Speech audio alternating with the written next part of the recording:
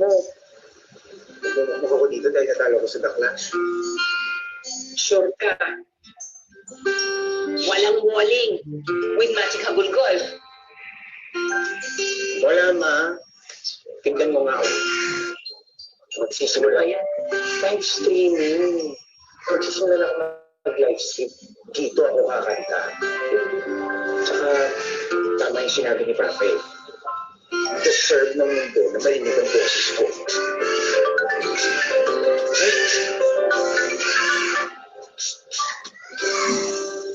Hello, Direk? Yes po. Huh? Talaga po? Oh, thank you po. Opo.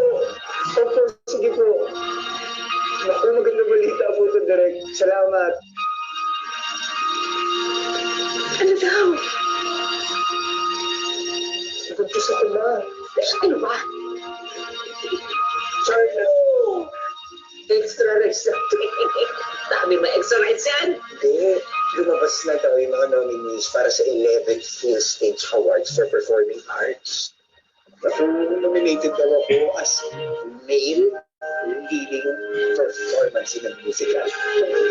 Para daw po dun sa other musical. Kasali ako dun. Galing ng superstar ko!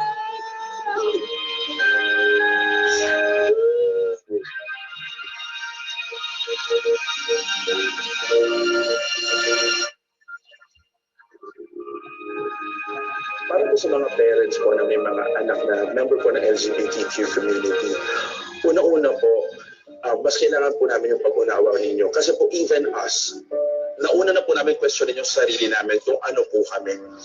And sometimes, hindi namin mahanap yung sagot.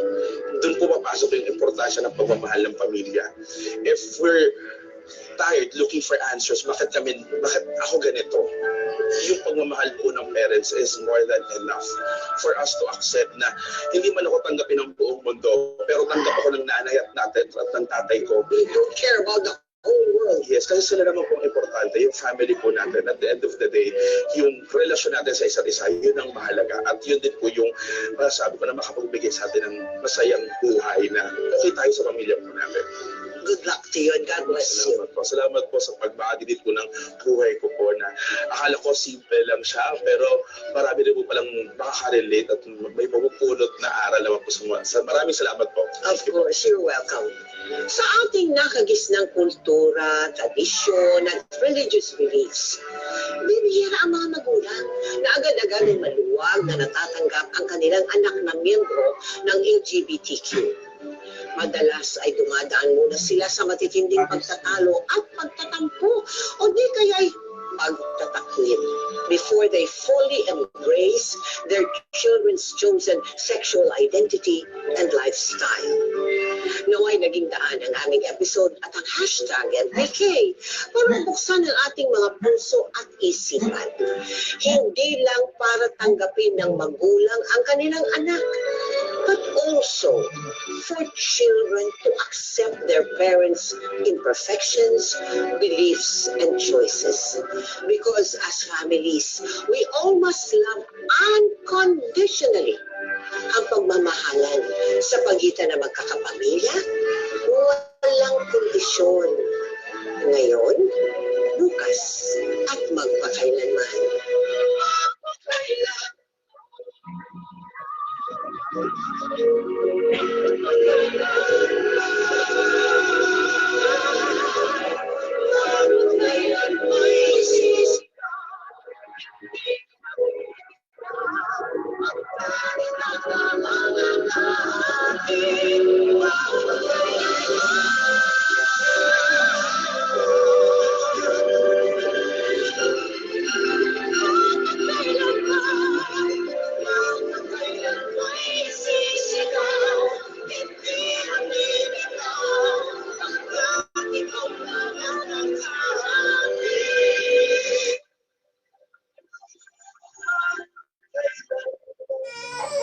Subscribe now to hashtag MPK YouTube channel to click here to subscribe your channel.